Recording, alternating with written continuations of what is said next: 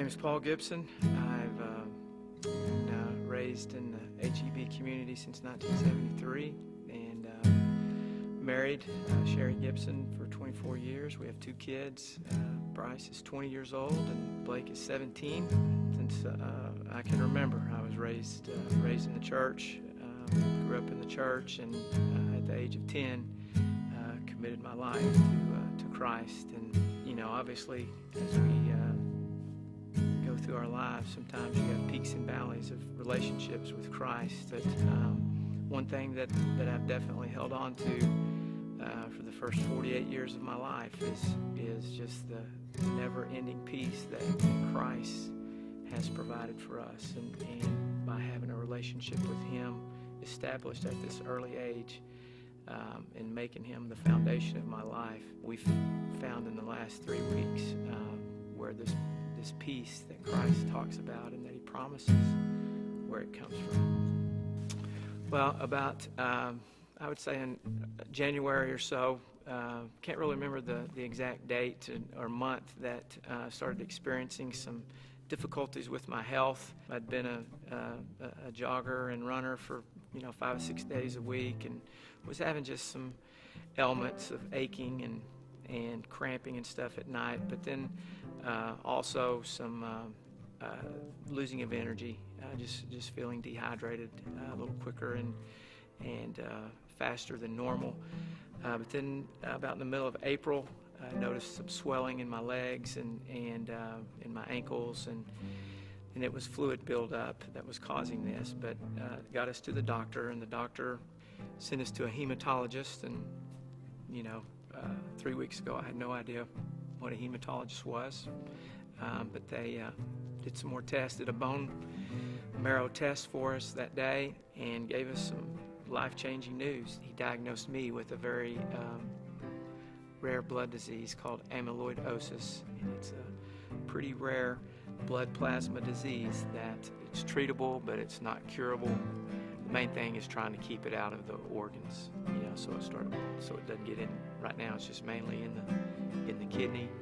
He gave us several different options of treatment through chemotherapy, through a possible bone marrow cell transplant, and but the doctor that we saw, he advised us to, if we could, to get up to the Mayo Clinic in Minnesota, and to let them know the next morning, what option we were going to try and explore. One of the concerns, the medical concerns, is that if this amyloidosis starts moving into other organs, liver or heart, there could be some fatal results there. And trying to get into a place like the Mayo Clinic was also something that was a concern. Would we be able to get in there?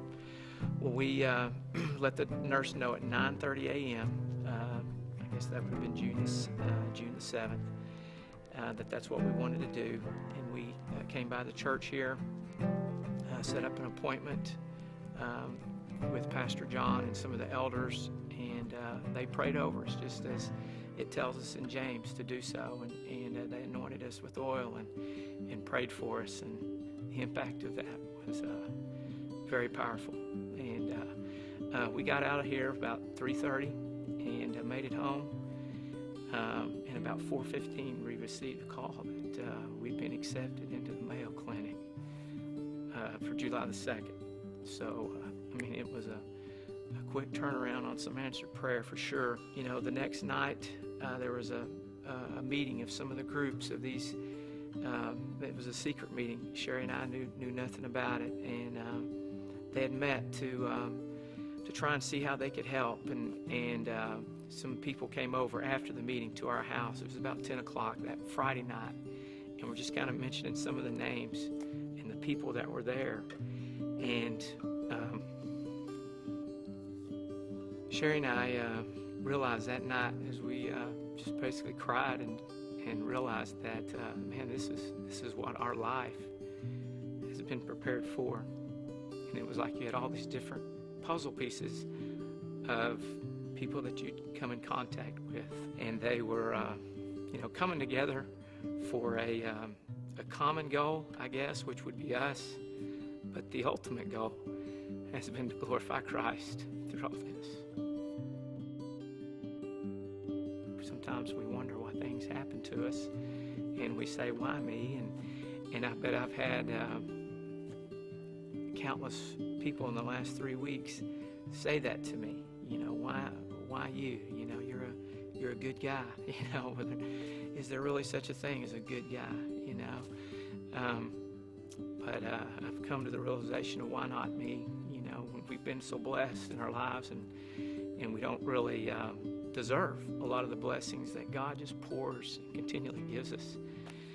And if it's something that if this can be something that can be used by God, then why not? Like I said, it's a lot bigger than us.